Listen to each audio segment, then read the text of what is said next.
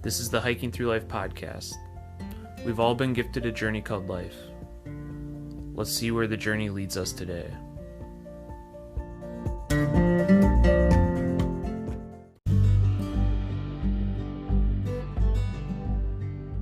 Welcome to the Hiking Through Life podcast, where we talk with people who in some way, shape, or form have been influenced by the outdoors. I'm Andy, the producer of this podcast, and my lovely wife Sarah will be your host. Together, we make up Hiking Through Life. This podcast is all about bringing all kinds of people who are inspired by the outdoors and sharing their stories. We hope that by sharing people's stories, it inspires others to get out and live a more meaningful life. Tune in every week for new episodes, or better yet, subscribe to the Hiking Through Life podcast on your favorite podcast provider. If you enjoy this podcast, please share it with others. Also, if you have a story to share or know of anyone who might be interested in being a guest on this podcast, head on over to hikingthroughlife.net/podcast and get in touch with us. Now sit back and enjoy this week's episode.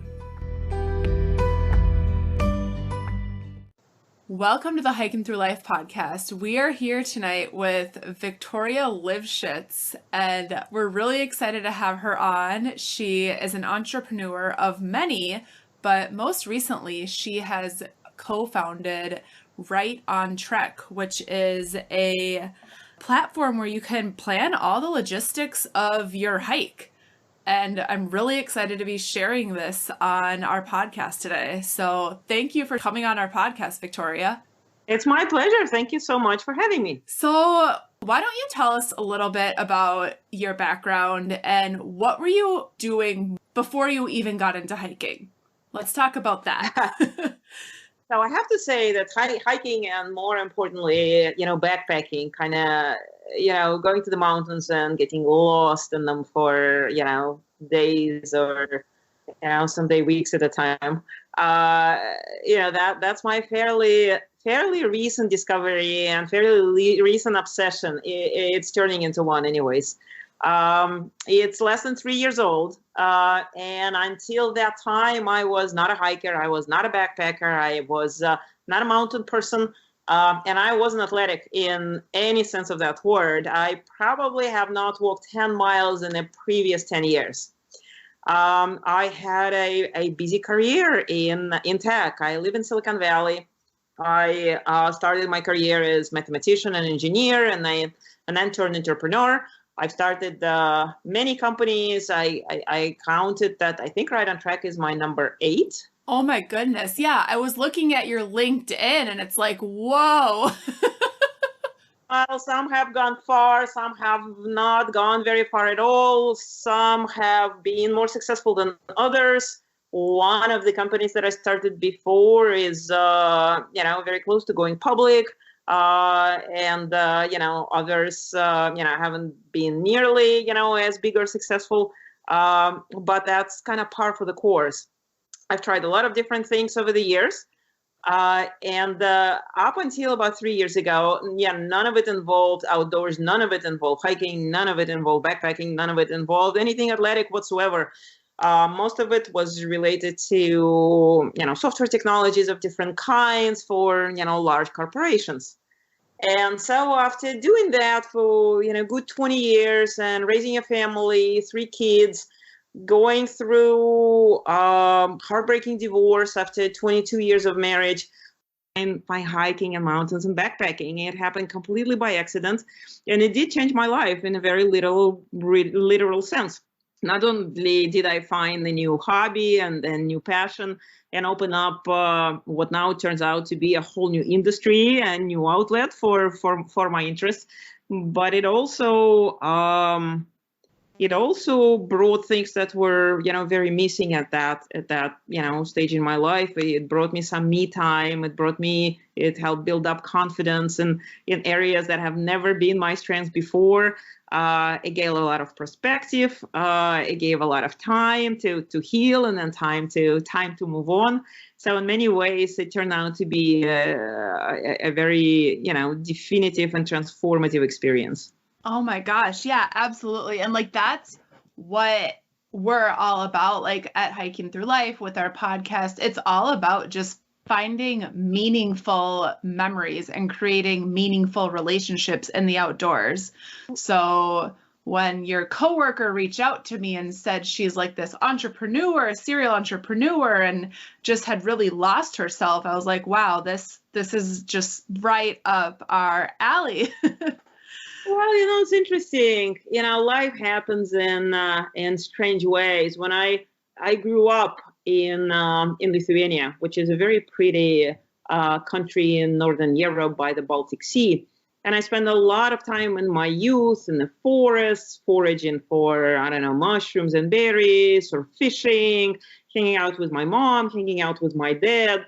That nature was very important. And even as early as I can remember, when I was, really, really tiny, I had, kids have dreams. Somebody wants to be an astronaut and somebody wants to be, I don't know, a bus driver or policeman. I thought that I will be a biologist and I will be living in the wilderness and studying wolves. I remember that was like image I had when I was 4 or 5 years old. And then all of that was left in the childhood, and grown up life turned out to be about very different things, about mathematics and software and tech, family, kids, and it just had a very different pattern.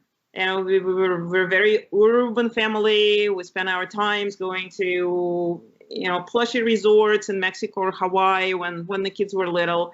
I've tried to take my family on backpacking, not backpacking, at least camping vacation a couple of times, and it just did not work out. It just wasn't something that my husband at the time was into, and kids were like, ew, bugs, run. And so it just wasn't a part of it. And then some interesting and strange ways. Life is long and twisty and turny, and I had to get to my late 40s and get divorced and go through, a lot of unexpected, somewhat traumatic things to kind of, discover the outdoors and discover the mountains. And having done all that, it almost makes me think it was kind of predestined. Well, yeah. I mean, by hearing you say that you grew up in Lithuania, like foraging things and being outside with your parents, it's just kind of as if you've gone full circle. I know, right? It's it's interesting. Yeah, life was long and mysterious and full of gifts of all kinds. Hiking and backpacking was definitely a gift that have been handed to me, and I'm enjoying it very much.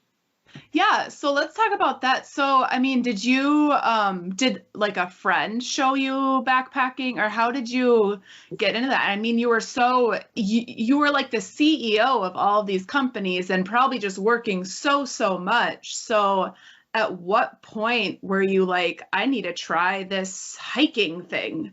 Yeah. So it wasn't like that at all. Actually, I was looking for something to get fit, and I've made some efforts to sign up for gym. And I did, I tried once or twice, and it didn't really go anywhere.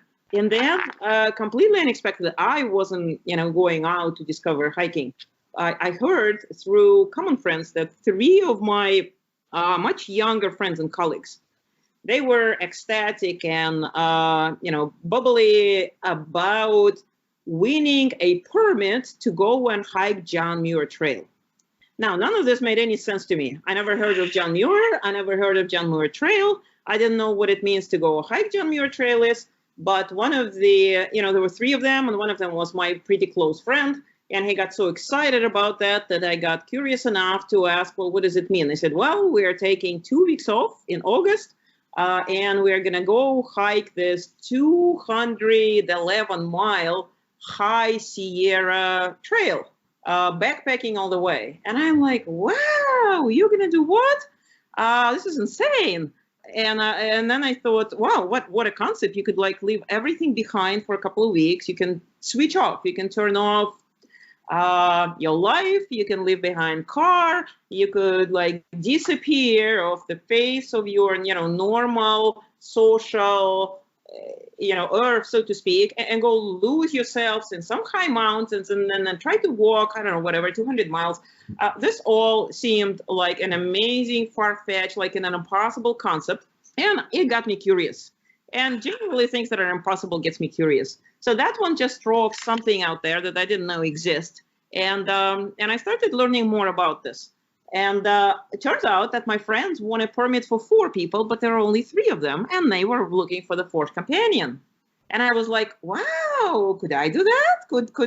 Could they take me along? And I approached them, so gently and asked, very gently, they responded back, Victoria, do you know what you're getting into? And I'm like, it's not a clue. And they said, well, let me help you. And they sent me a bunch of information about the trail and the hiking and the process. And the more I read about it, the more I understood how absolutely impossible that was. Because this was like your first ever time stepping on the trail. Ever I heard anything about mountains or backpacking or this or that. But it was like 5 months away, right? It was April, and we were, they were going to go at the end of August. And it just, I don't know why, but it just fascinated me.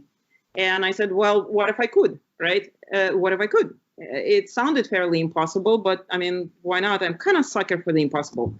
So I asked the friends, if I were fit enough, would they take me?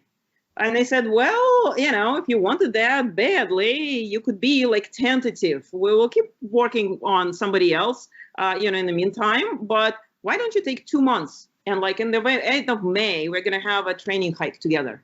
And we'll see if you think that, and we see the evidence that you can, put on the 40-pound weight and, climb 3,000 feet, somewhere with us and keep up, then yeah, sure, you've got the spot. Did they have a certain number of miles per day in mind? Yes. So when I started researching it, it became very clear what one needed to do. They were going to do it in 16 days, and most of the people are doing it 21 days. So they were going to do it, 2/3 faster than like 30% faster than most. That translated to roughly about 16 miles a day, making about 3,000 to 4,000 feet climb every day and descent at the same time. They were going to resupply only once. So you needed to carry food for 8 days with you, basically twice, 8 days and then 8 days. So it amounted to a backpack of about 40 pounds. At that time, we didn't know any better, never heard of ultralight backpacking. My friends showed me basic ropes and took me on a couple of training hikes. And so that was the parameter. You had to, for 2 weeks, been able to do about 15, 16 mile, days with full ammunition. So I started to work towards that, and I started to climb every hill that I could see in front of me. Every Saturday, every Sunday, evenings after work. If I went on a business trip and I had to go to China and I had to go to Hong Kong and I had to go to other places, I would bring my entire gear set with me, and I would try to climb, whatever mountains or hills I could find, wherever I was going. And at first it was pretty tough, and I was badly out of shape. I weighed 200 pounds. I was just not in shape to do any of these things.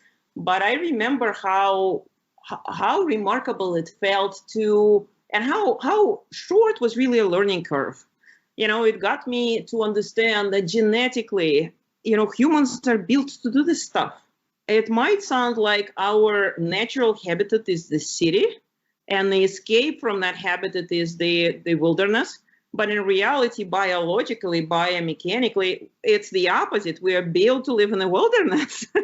Exactly. And now humans are just staring at screens all the time and sitting all the time. We're not built to sit in an office chair. No, we're not. And so many things are stressing us out because there is a fundamental conflict between what we've been built as physiologically and a lifestyle that we have evolved to adopt as modern humans.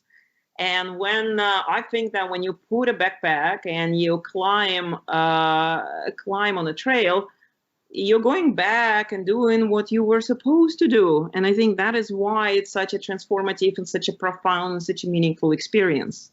Oh my gosh, absolutely. It's just so ingrained in you. Once you start doing it, that's what you want to keep doing. So just hearing this from you is so cool. So you got on that trail. So I got to train, and my friends have given me a hand, and they explained to me about the gear, and they took me on a few training hikes. I went by myself on one or two quick overnights, preparing, doing gear checkdown and things like that. And then we got on that trail. And I think that, those 16 days have truly, truly changed a lot in me. And, the true love of the mountains was born there. And when I came back, one of the things I noticed is that, the sentiments when we descended back to our cars at Whitney Portal, and we went for that celebratory dinner. Three of my friends were commenting how ready they are to get back to civilization. And I was sitting there and thinking that I didn't have nearly enough. There was absolutely nothing I was looking forward to come home. I couldn't believe that the trail experience was over. So I knew this hooked me in some profound ways. And since that time, I've made a lot of adjustments to the work life. I still work. I still have, full-time job in one of the companies that I've started. And then I'm, trying to get right on track off the ground. But I find time to spend time in the mountains on the trail. Last year, I've done about 900 trail miles, which is, quite a bit of miles to put in without doing like a big through hike and taking a lot of time off. Yeah, exactly. It's just like you need to force yourself to go do this kind of stuff on the weekends when you do have like a few hours of time or something. It is. I wouldn't call it force. I kind of have to force myself not to sometimes. Yeah. Some sense of a balance and not get completely lost in the woods, literally and metaphorically. But it's become an important part of what my life is, which is it's not all about mountains. It's not all about wilderness. It's about a lot of things that I still care deeply about: companies, friends, family, ideas, inspirations. Those still hugely important things. That hasn't gone away, but it now gets balanced off with other ideas and inspirations and some time on the trail. Some of it is social time. I go with other people quite a bit. I go with my friends. I go with some hiking groups. I go with guided expeditions sometimes, especially in very remote parts of the world. But I also spend fair amount solo. I love hiking solo. I spend some time in the wilderness all by myself. These are somewhat different experiences, but both are very, very profound. And when you say solo, do you go on overnight backpacking trips? I go by myself all the time, yeah. And so this right on trek thing, I mean, it's just bringing so many of your strengths all in one area. And there's so many trails that you have on there. So let me tell you about this. Let me tell you what it is and kind of the core idea behind it and some things that we are working on. The company is still very young. It's less than 2 years old, and it's still largely in stealth, if you will. We've been live for over a year, and there's some service offerings there, but we are really gearing up for our big launch in about 2 months time frame. Somewhere around April, we're rolling our, kind of a big new service offering. Basic fundamental idea is that me as well as my friends, and this is what makes it so special. We backpack together a lot, and we all learn it fairly recently in our adulthood. Now, my friends are substantially younger than me, so they're in their 30s, and I'm in my late 40s. And are these the ones that brought you on the John Muir Trail? They are the same ones who brought me on the John Muir Trail. Exactly. One of them was my friend for a long time, and two others I really met. They worked in my company. So I knew them socially, but we really became friends, and that bond was forged at John Muir Trail, and definitely continued stronger after. We all share this experience of learning about the outdoors and being completely smitten and in love with it, and then going through a steep learning curve of educating ourselves, how to competently do it and do it well. And initially, my friends taught me what they knew. And then I went into overdrive and I started to spend a lot of time learning about everything and developing skills. And now I'm returning a favor and often, pushing and pulling my friends and transferring knowledge. But the important point is that we all share this magic that is given us by enriching our lives. And also learning about this and conquering a fairly formidable barrier that really is there for somebody to start enjoying this the way we do. And that barrier is kind of multifaceted. Some of it, honestly, I would not have gotten into the mountains at all if I did not have friends to literally show me the ropes. So I got lucky in that way. But what about people who don't have friends who could do that for them, right? Part of the knowledge is where to go, things like trails. Part of the knowledge is what to bring with you, things like gear, right? And gear selection and gear usage and gear, adapting gear to different, trail conditions and environments. The third big piece is skills. Skills for finding trails, finding water, cooking, finding safe campsites, surviving rains, not getting hypothermic when it's cold, crossing rivers safely, and lots of other stuff, which you learn with experience. Then there is things like food, right? What do you actually bring with you? How do you cook? What do you eat? So there is a formidable body of knowledge that one needs to amass to be able to have a safe and joyful, outdoors experience. And we started asking questions: why don't more people do that? Why don't more people in Silicon Valley and elsewhere, who are just as kind of stressed and frustrated and looking for the outlet, why not more of them doing backpacking? Because it would give them so much. And we kind of identified this set of barriers. And we said, well, why don't we figure out how to remove them? Why don't we try to take our experience as well as our skills, as well as our professional capabilities, as well as, financial resources that we have, and try to put a company together with the mission to open up the great outdoors to millions of people.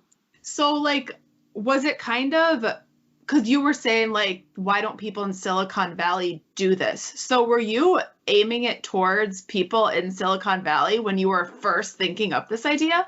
Well, it's just the idea. I look at me and I look at my friends and I look at everybody else that I know. And I think literally everybody will get richer, healthier, happier if they considered backpacking as, let's say, part of active tourism. Mm-hmm. A lot of people go to national parks, and that number is on the rise. But it's one thing to drive to Grand Canyon, stay on the rim, stare in this incredible vast space and say, wow, what am I seeing? But then imagine it to the next level to say, well, you know what? I can take the weekend and I can actually climb down to the Great Canyon, set up the tent, sleep under the stars, then hike back the next day. And when I stay on that rim, 48 hours later, having explored this by myself, that is a completely different level of magic and marvel. When you're going to Yellowstone and you see these incredible sights and the geysers and the bisons and the rest of it, which millions and millions of people do, had a 3-day backpacking trip. So you can go backcountry and explore all of that and take it to the next level. Take everybody who goes, not everybody, but a lot of people who go to Yosemite and admire the site and maybe hike up to the Vernal Falls. How much richer would that experience be if they were to strike the backpack and make, 50 miles of the John Muir Trail, in the next 4 or 5 days? Yeah, I look at a lot of people who are going to these active touristy things. They travel all over the world. They experience interesting things. They travel from Antarctica to Australia. But what if you could do all of these things with a backpack? I think that there is a tremendous market. And I think that it's the right, timely idea to put together a service offering that will enable all of that to happen, with minimal degree of barriers, if you will. So that's kind of our big, broad mission. Yeah, I mean, I think it's like a crazy, amazing idea. And I got to tell you, so my husband thru hiked the Superior hiking trail here in Minnesota Beautiful. in September. Yeah. So have you come to that one? I haven't, but I spent many years in Midwest. Before I came to California, I lived in Cleveland, Ohio, in Detroit, and I wasn't the backpacker yet, or I would have been all over this. But I still love nature, and I still would drive up to Lake Superior or Upper Peninsula, whenever I could, at least for a weekend or whatnot. So I'm very well familiar with, of course, now I'm very well familiar with the trail system, and actually spending some time on the Superior Trail is one of the things I'm sure I'm going to do one of those days. Yeah, it's gorgeous. We're up there all the time. But yeah, after he hiked it, he was like, he thought that whole time on his thru hike, he was like, there needs to be something. He wanted to create something like this. So when we found out about this, we're like, wow, this is created. And it's like, this is so cool. So we are just getting started. And so that you get a sense for the team, right, which makes this so interesting, is that I think we got very lucky that between, a few of us, you have me, who is both serial entrepreneur and founding CEO. And, by now, I also have substantial capital sufficient so that I can fund, at least through the early stages, the creation of a company like that. We didn't have to go out and look for outside funding. So I was looking forward to become the investor in this venture. And then another friend of mine, Max, he's a world-class CTO. And so everything related to technology engineering and software development, we could do that in-house. And the third person, Anastasia, she's a great product manager and business analyst. And so she could bring all that experience in building products. And then one thing that, we all know is how to build world-class engineering teams and how to build world-class software products. And so it just turned out that we had a lot of skill sets that we needed to get started kind of amongst all of us. And I think it lowered the barrier and allowed us to get started, pretty quickly. What we are trying to do and bring to market soon, right, like this spring, and we're going to be in beta, if you will, business beta testing, if you will, throughout the summer. And if that idea scaled, then hopefully we could take it nationwide. Is that put together this concept that we call all-inclusive backpacking vacation. And the all-inclusive backpacking vacation is meant to allow anybody, whether it's a experienced hiker or somebody that maybe hiked when he was younger, through Boy Scouts or Girl Scouts or something like that, or really have never done this but find the idea fascinating. It could be as short as, overnight or 3 days. It could be, a week long. And we want to put together kind of everything that somebody needs to pull it off. And it starts with finding a great itinerary. And somebody could say, well, my legs are not what it used to be. I think I could do 5-6 miles a day, but that's about it. Give me something, maybe 20-mile loop that I can do in 3 days. And I want to see some lakes, and I want to see some waterfalls, not too difficult, but it's okay with some elevation change. So you'll find a 20-mile itinerary, right, that is kind of matching your criteria. And with that, you'll find very well laid out and curated hike plan that tells you, first day you will get to this point, you'll leave your car, you'll start at that trailhead, you're going to move up 3 miles, you're going to cross the river, fill in your water bottles, by mile 6, this is your first night's campsite, stay over here, this is nice campsite selection, next morning, here is where you're going to go, here is a good spot to have lunch, here is your, second night campground, and it's really very detailed, step-by-step kind of the, you're going to be hiking, so it's do it yourself. You don't have a guide to take you there, but it's close to it as it gets. So you get very detailed hike plan, if you will. Absolutely. And I think it's really good for people who want to have that solitude of being able to go out and hike on their own and don't want to go with a group. They want to do all the research on their own. I mean, your platform is perfect for that. Yeah, our job is to give them all the tools to act as kind of coaches and these virtual guides. But the experience and adventure will definitely be theirs. We are there to launch them, if you will, into that experience. So it starts with picking up a really good hike plan, and then kind of deciding how many people are going to go with you, because you're probably going to go with a group. You want to go solo, that's fine too. But a lot of people will want that to be a social experience. So once you know these things, then the next thing is to have a really great set of maps that is going to give you a lot of detailed information, and having a good map that is custom tailored with, again, step-by-step instructions and kind of turn-by-turn topological details. We have a technology that is going to generate that, essentially a guidebook for you based on the itinerary that you've picked up.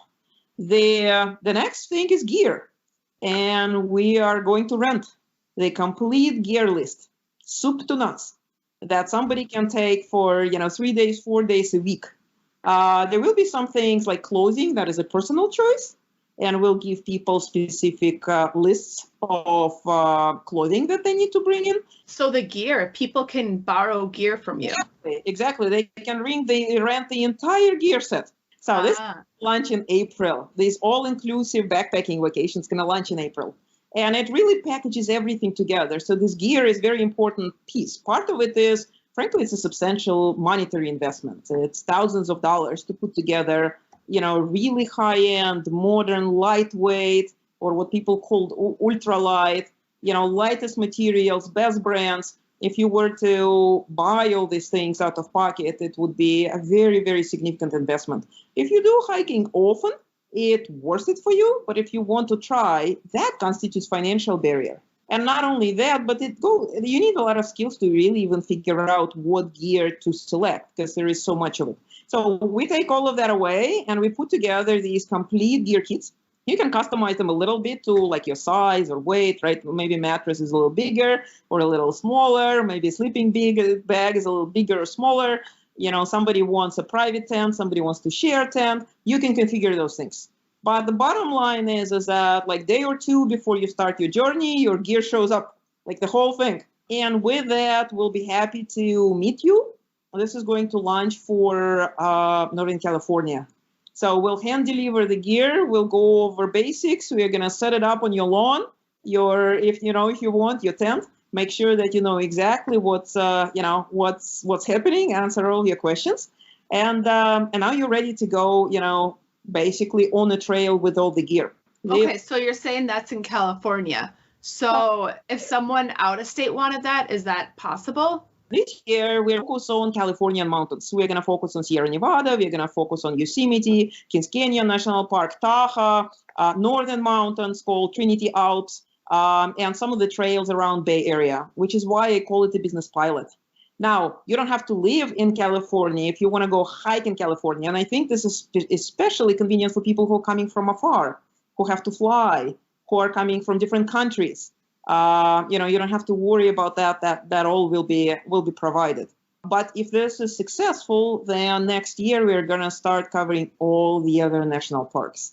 So this is why for us it's like a business pilot around Californian mountains first. So I hope it goes well, and if it does, we'll figure out how to take it at least nationally, and after that, hopefully internationally.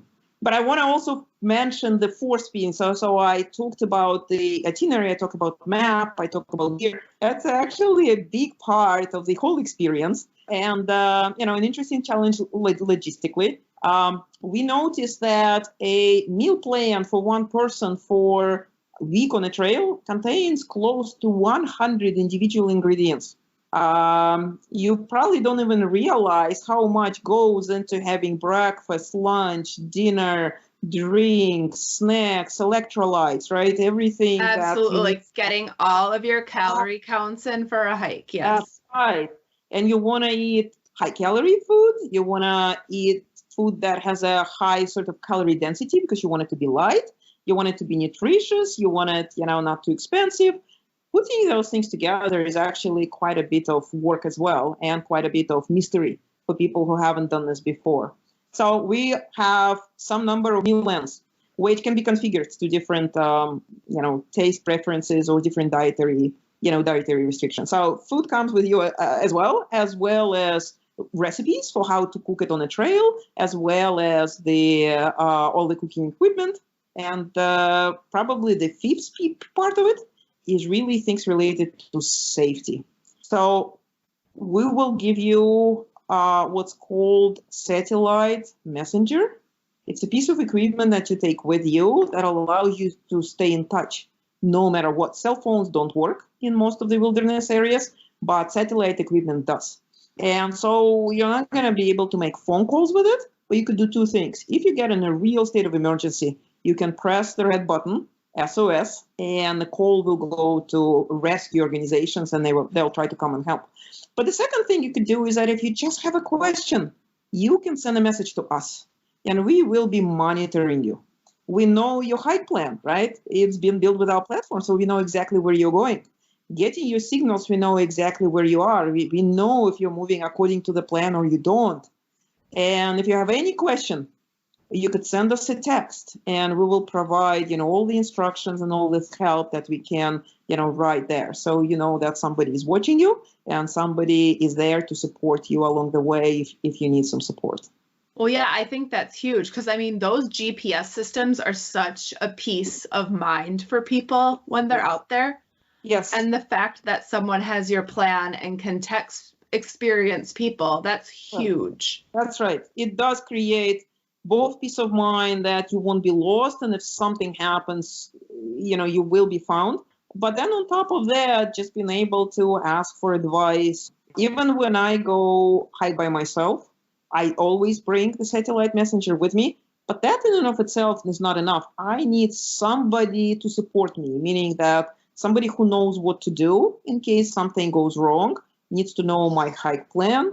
It's not easy to find somebody who can provide that kind of support. So we're clearly going to embed that level of support in any service for anybody who goes out, under our watch.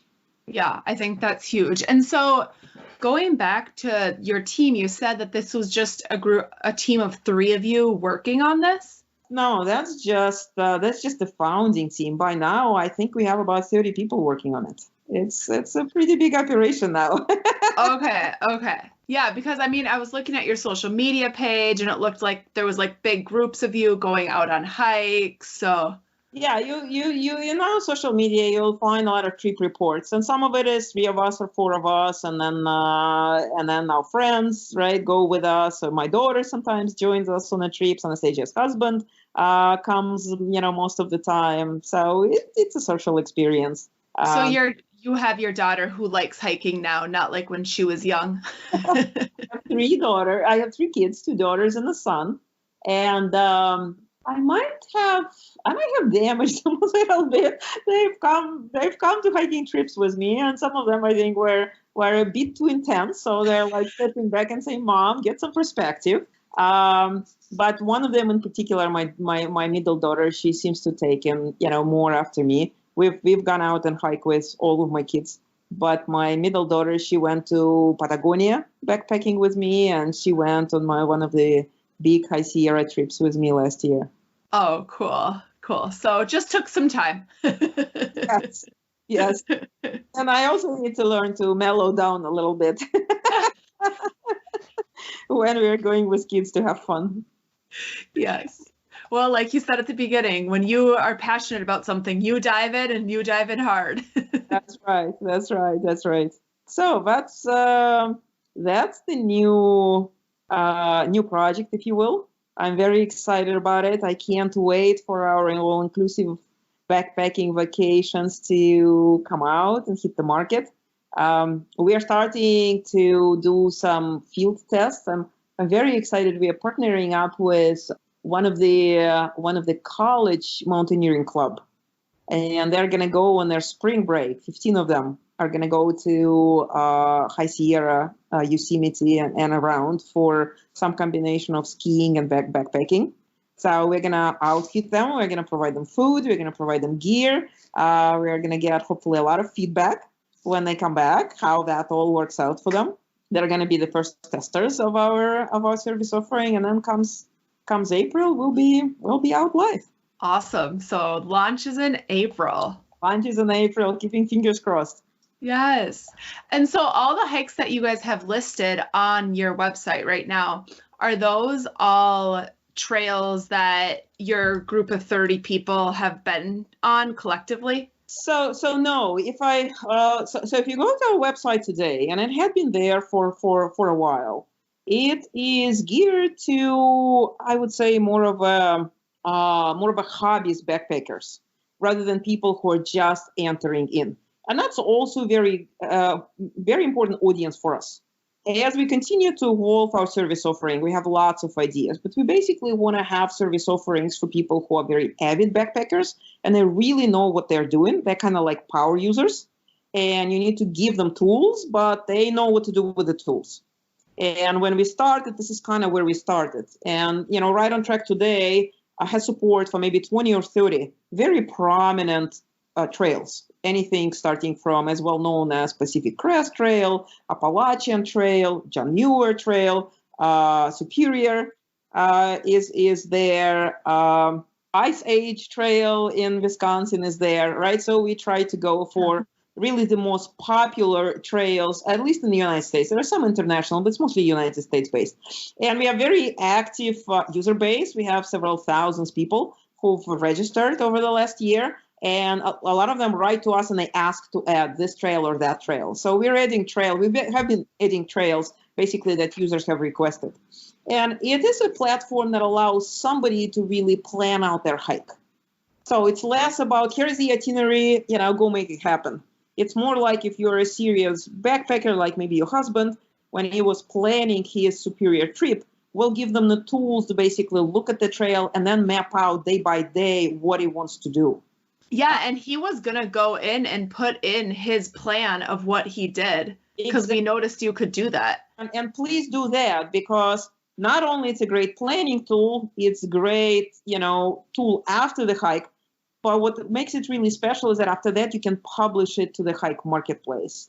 People have published day by day IT hikes. There is probably a dozen of different John Muir itineraries, and I do know that people use it, and that's already valuable.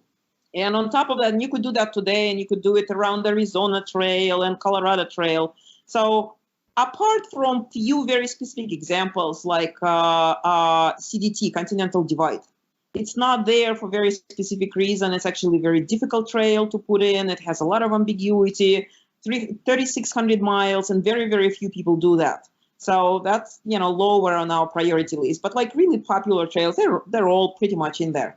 And, anybody who is planning a hike and want a really great free, by the way, completely 100% free planner, please, by all means, go check it out and start using it. And you can also find a fair amount of itineraries that other people have created that might inspire you. You can also copy somebody else's itinerary and then go start making changes and make it your own. The second thing that you could do is go and buy this food, right? Backpacking food. We've created some number of pre-packaged meals. Now, disclaimer, when we did it this summer, we basically took meals that are available on the market today. Anything from something as well known as Mountain House and a number of up-and-coming small cottage brands, which we think are doing a really good job creating kind of a gourmet, high-quality gourmet freeze-dried food. And then you have bars and snacks and teas and coffees and, everything that goes along with it. The price tag for all of that came to close to about $25 to $35 per day. And I think it's a very fair price. But when we launched that service, one of the feedbacks that we've heard with people is that it seemed like too much for a lot of folks. People were looking for cheaper meals. And they were also looking for a little more hands-on experience, something that they can actually cook on a trail from the basic ingredients. And so we said, all right, this is probably the right way to go. And we work really, really hard to really bring in these trail menus by Right on Track and trail kits that we are producing on our own. In April, we are going to start launching essentially part of the meal catalog that are done by Right on Track and are designed to cook on the trail. You cook breakfast, you cook dinners, we give you step-by-step instructions. It's kind of a concept of one-pot meal. meaning that the entire process is that you put a pot, you put water, you put it on the stove, and then you add different ingredients. And like within 20 minutes or less, you actually have something that's been cooked from scratch. And we were able to bring prices to like less than $20 per day for like everything included. So I'm very excited about that. And again, that's launching in April, and I think it's going to take that concept and appeal to a lot of different folks and kind of take it to the next level. So very absolutely. And like when you say bring it to the next level, like that's when people will be learning even more about backcountry cooking rather than just ripping open a mountain house. Yeah, still do that. We will still offer kind of freeze-dry mountain house style menus. And you could still do that if you don't want to cook. But if you do, now you're going to have a much more wholesome, trail meal experience. So these are some of the ideas that we are working on and very excited about.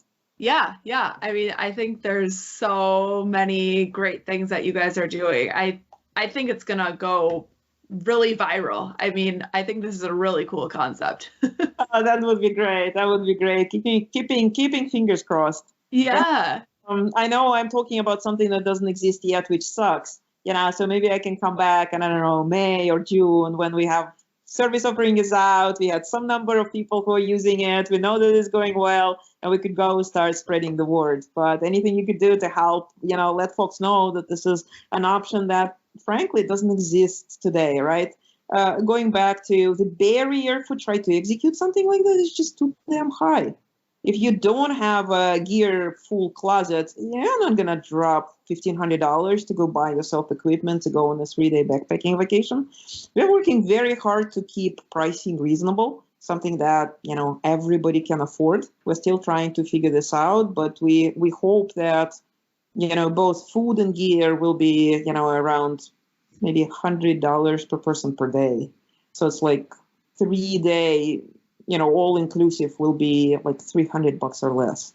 We think that at those price ranges, this is something that is the cheapest vacation that anybody can have, doing just about anything. Yeah, absolutely. For people that want a vacation like this. Cruises are still fine, of course, and our other forms is fine as well. But this is something that will become more of a choice that is not much of a choice today. So hopefully that's something that both millennials and boomers and everything in between are going to love. Absolutely. So what would you say to people who, like, for someone who was in your situation, who wasn't into backpacking at all, like, what advice do you have for people who are in that situation, who like are kind of like stuck in the grind of things?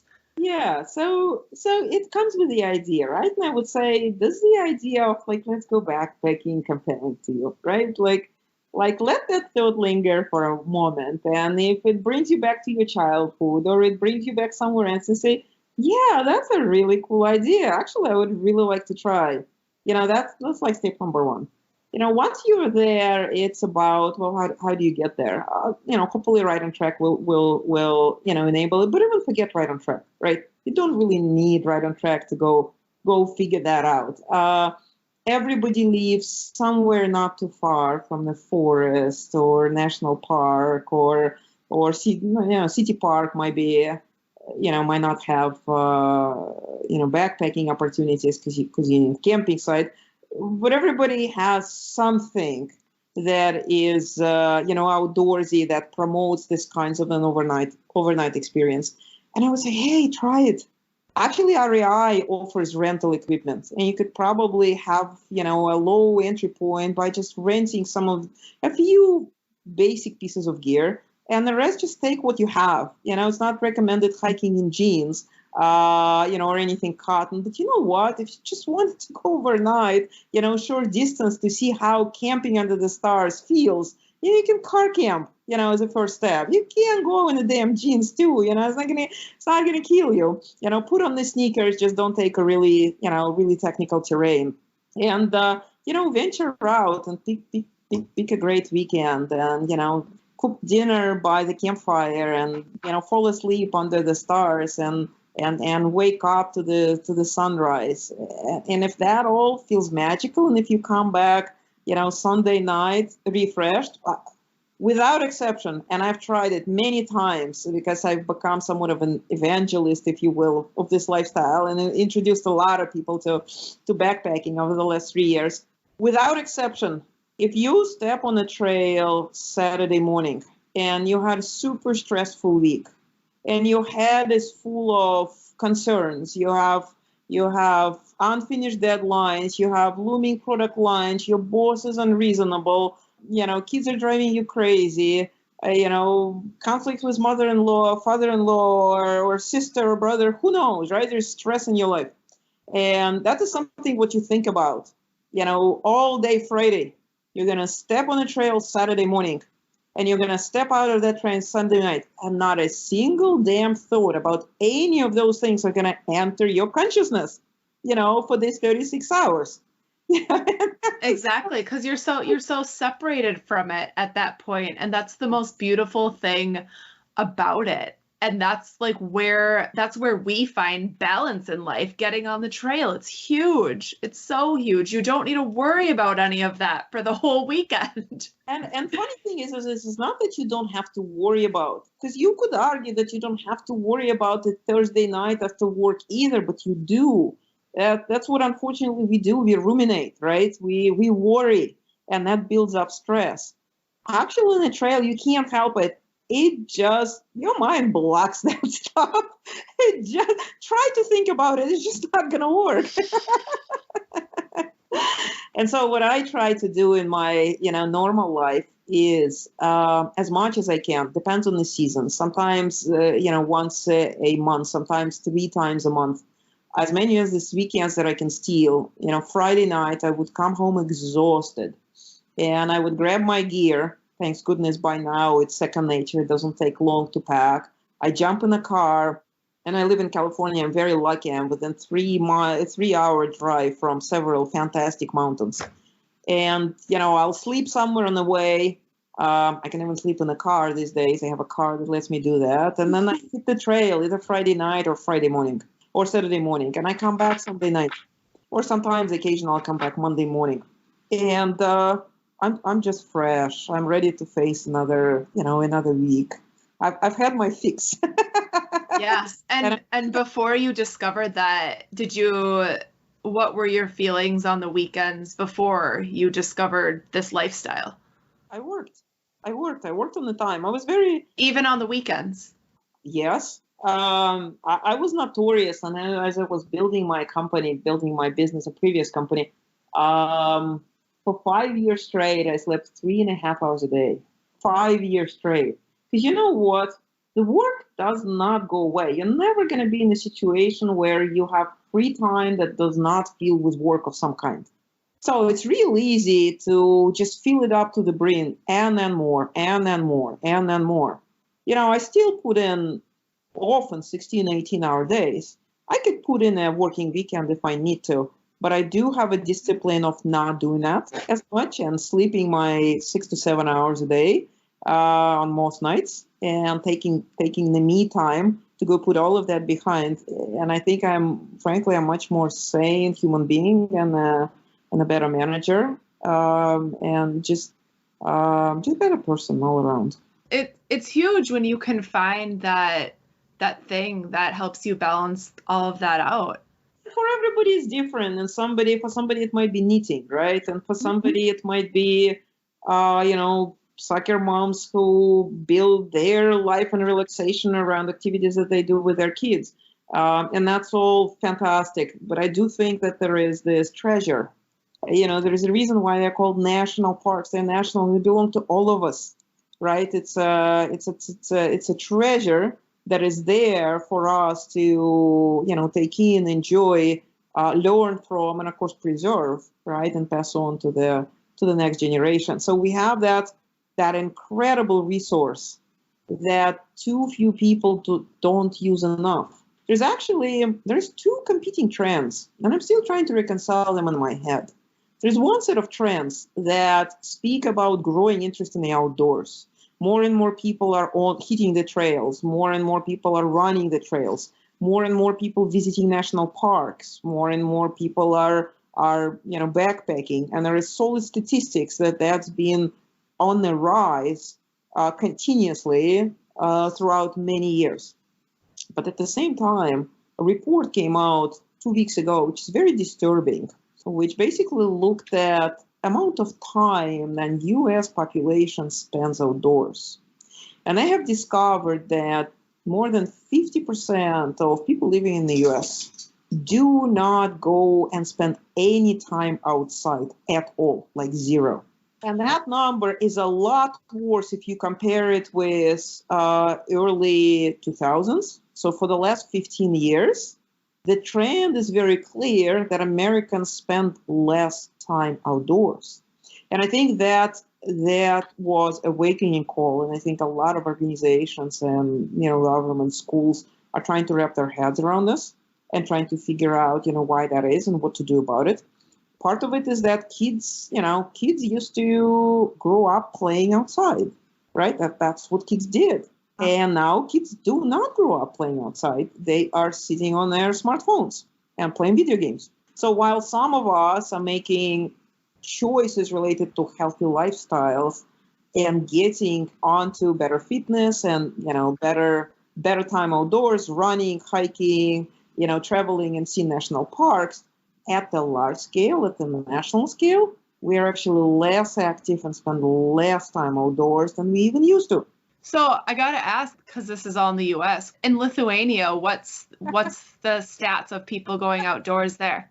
And when did you come over to the U.S.? So I really don't know, right? I didn't really study, what that all means. Childhood is childhood, it's a special place, it's romantic, and we have very selective memories, right? So did you come over here in your early childhood? No, I was 20. Oh, okay. Yeah. So it was a long time ago by now, almost 30 years ago. But even though, I go back to my childhood experience in Lithuania, and it's not like forests were overcrowded, right? No, I don't think it's necessarily something that, even back then was, done on a really large scale. If anything, I would imagine it's probably globally more popular today as well. Which is why I'm saying it's kind of a strange dichotomy, right? On one side, all the electronics in our lives, all the, infrastructure in our lives is just so car dependent. Putting internet over physical world experience, right? Virtual is kind of winning. But the awareness of how important and how healing time outdoors in the real world versus virtual world is growing as well. So I think what it all boils down to is choices. And at the end of the day, people who are aware of opportunities and have a drive to try to make the best out of them, they're the ones who are going to go and take advantage of all of that. So building that awareness and then building tools that remove the barrier from somebody going and experiencing that, I think is the mission, at least my mission. Yeah. Well, and do you find that in Silicon Valley, is there lots of progressive outdoor apps being created right now, being in this field, or is that not a huge... Yeah, and I don't think it's just in the Silicon Valley. Clearly, there's a lot of people who are enjoying the outdoors, and there are some very successful apps like All Trails, I think is everybody's favorite. And if I could do for multi-day backpacking what All Trails did for day hikes, I'll be very, very happy with our success. So All Trails is an awesome tool that allows people to find hikes. It has some long distance trail, but it's not perfect for that. But I think it's a great tool for day hiking. Something like Gaia, it's a great navigational tool by National Geographic, actually. And so one of the things that you could do today, you could create your hike plan with Right on Track, and then you can export it and load into Gaia. And now you're going to have a real-time navigation, on the trail. Someday I want to build real-time nav in our platform, but until that time, we have to pace ourselves. Definitely something like Gaia is a great way to find your way in the wilderness. There is Gut Hook, which is kind of a Bible for real thru-hikers. If you're going to go hike Pacific Crest Trail or Appalachian Trail or something like that, then Guthook gives you a lot of information that you take with you on the trail. It's less about planning, but it's more about essentially like reacting and finding resources, water, resupplies, campsite, and the rest of it, wherever you are. And that's big and important too. And then Caltopa, I think, is the fifth one. It's an up-and-coming company that allows people essentially create your trek, if you will. Mm-hmm. And that's something that's been gaining some popularity as well. I have inspirations for Ride on Track that will be an all-encompassing platform where you could do things that you can do with Guthook and things that you can do with Caltopa and things that you can do with Gaia. But who knows, right? It's a long journey. For the time being, we're definitely integrating with a lot of these tools. And we think that people should continue using them. And some of them are really very awesome and they're inspiration for us. Yeah. And like you said, it's a journey. And that's why we go on the trail, right? Because life is a journey. That's right. Life is a journey. Trail is a journey. Entrepreneurship is very much a journey. When you're starting a company, it's going to be a long and exciting and very unpredictable journey with ups and downs, and your lows are super low and your highs are super high, and it's addictive in its own right. Well, yeah, I can only imagine with all of your experience you've had how much you've gained and how much you've been able to reflect on entrepreneurship. You have so much experience. Yeah, and frankly, a lot of scars that you you earn along the way. But it's all good. It makes life meaningful, I guess. Yeah, awesome. Wow. So, do you have a favorite hike in California that you go on often? Oh wow, I have a lot of favorite hikes. In California, well, all of John Muir is fantastic, and you don't have to walk all of it. There are parts of it, segments that you could go for 2 to 3 days, and there are a few favorite segments of mine. In California, I like very much mountains that are not very well known. They're outside of Sierra Nevada. They're in the north towards Oregon. They're not very far from Oregon border. It's called Trinity Alps. And I find them absolutely gorgeous. And because we have this fantastic Sierra Nevada that gets all the attention, other mountain ranges don't. But I think Trinity Alps are absolutely world class. They have incredible rivers, canyons, lakes, just great views, amazing wildlife, and you don't have to compete with thousands of others for permits. So that's my go-to default choice when I just want quickly spare of a moment. Drive somewhere and just hike over the weekend, and I don't want to worry about permits. Permits is kind of a big deal, and more national parks are instituting them. And in many ways, it limits your choices because it really does regulate, accessibility to a lot of trails and campsites. So there is still pockets of beautiful wilderness without permits, often for logistics reasons that makes it a lot more practical. Yeah, the permit system does make it hard, but yeah, at the same time, we're preserving a park, so it's definitely necessary. If you ask me what's my favorite hike, not just in California, but anywhere, I'll tell you that I was completely smitten, and I'm still under the spell of a backpacking trip that I had this Christmas in Peru. So Peru is a growing tourist destination, and people know about Machu Picchu, and people know about Inca Trail.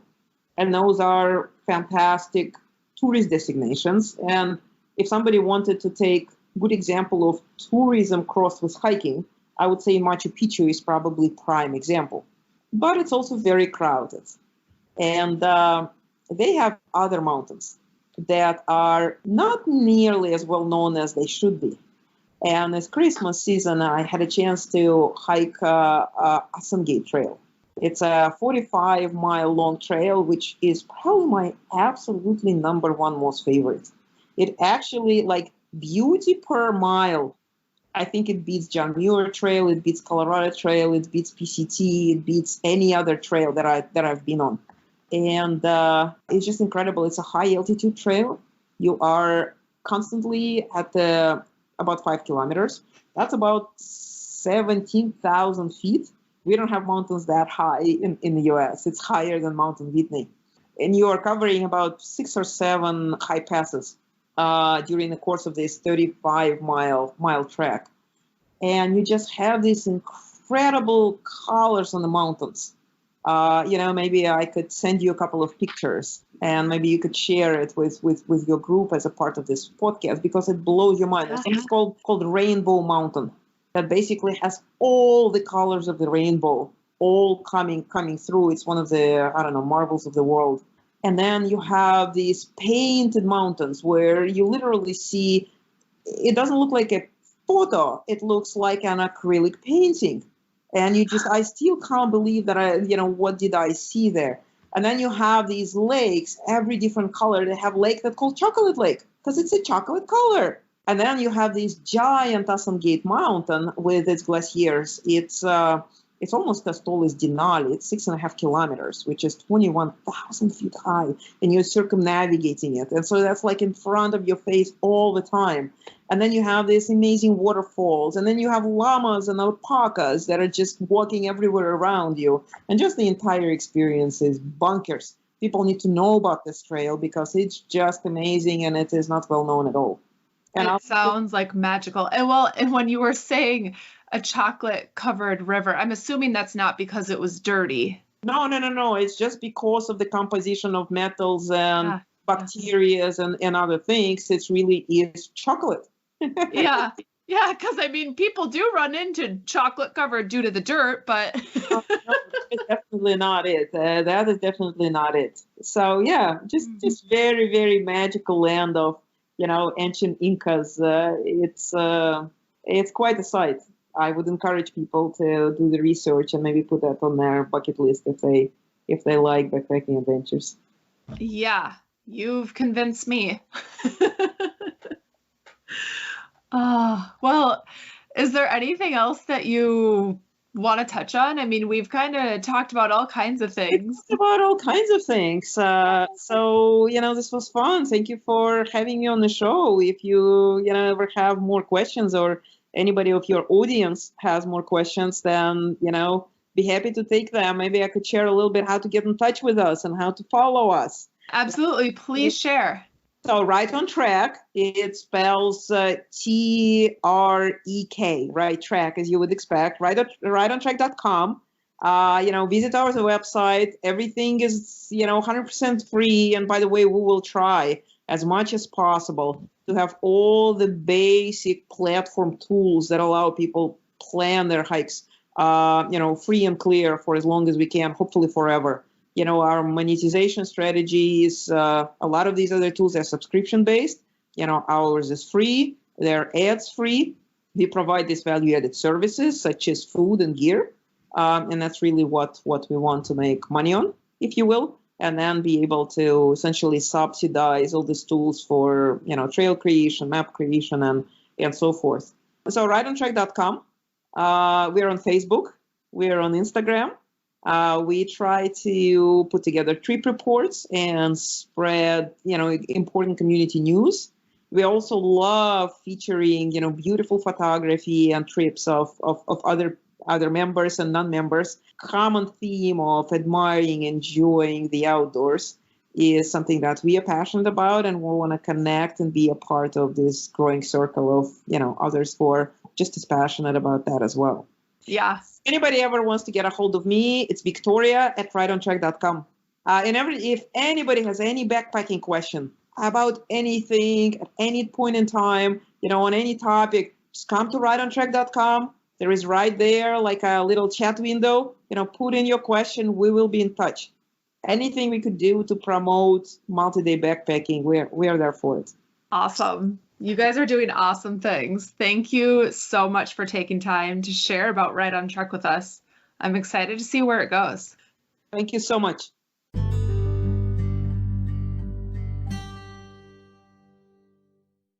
This episode really spoke to me because when Victoria talks about the balance of work and life, or the lack of balance of work and life that she had for so long, it's just so important. And especially that's something we pride ourselves in at Hiking Through Life, that getting outside really helps us keep that daily grind kind of at a balance and just is able to refresh us when we get outside.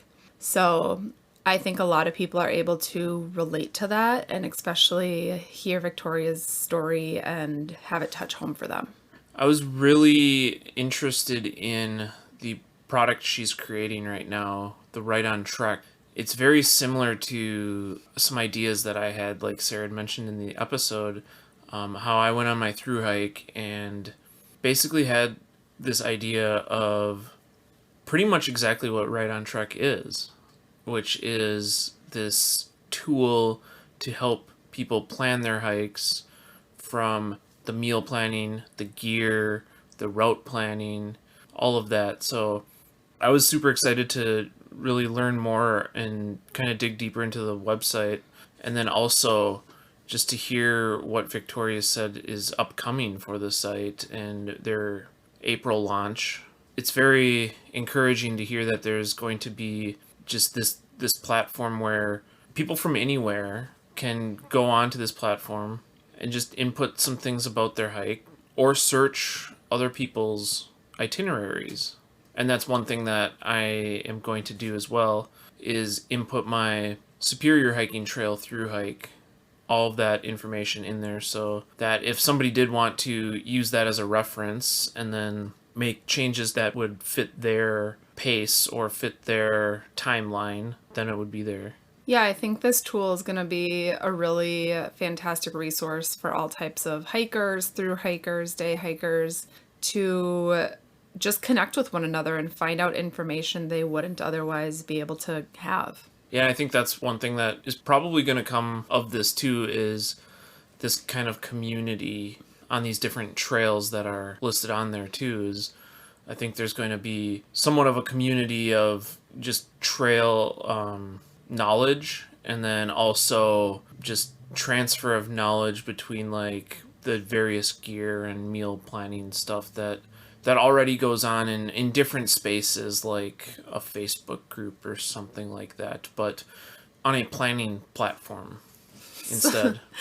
Yeah, and speaking of planning, I like how Victoria referred to it as it's a way that you can plan your honeymoon hike if that's something that people have in mind. So great resource, guys. Yeah, and I was actually really surprised to hear that there was a lot of feedback that people wanted these trail recipes, and instead of these prepackaged meals that take little effort, I guess. Because at least on my thru hike, I wanted something that was extremely easy to make, no dishes afterwards. Because, I mean, I was hiking 15 miles a day, sometimes almost 30 miles a couple of days. And the last thing I wanted to do was sit there and cook a meal. I mean, so I packaged a lot of freeze-dried meals. And so all I had to do really was boil the water, throw it in the pouch, wait a couple, minutes for it to rehydrate, eat, and then lick my spork off and done. So, I mean, I guess for people that are going on shorter hikes, though, it is different. I mean, when Sarah and I go, we do more of that kind of gourmet backcountry cooking and do less of the freeze-dried or dehydrated meals. And less of the 20 miles a day. Yeah. So it is a little less intense. So yeah, it's just, it was interesting to hear some of that perspective, because in my mind, I guess I think of it more from the point of view of doing more miles and A thru hiker. Yeah. more in that thru hike mindset. Yeah. So it's very interesting to learn more about Right on Trek, and it's going to be exciting to see where it goes too. We'll definitely be following along and see where Victoria takes this. And using it for our own resources. Yeah, definitely. So check it out, rightontrek.com, and plan your next hike. Yeah, and go visit them on Instagram as well. And we'll have links to everything down in the description of this episode. Thanks for listening.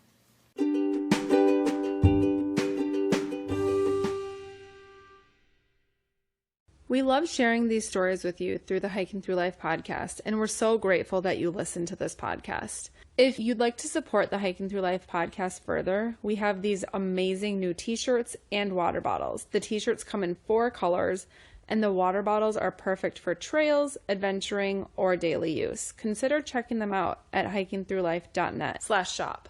Use the code PODCAST and receive 10% off your first order.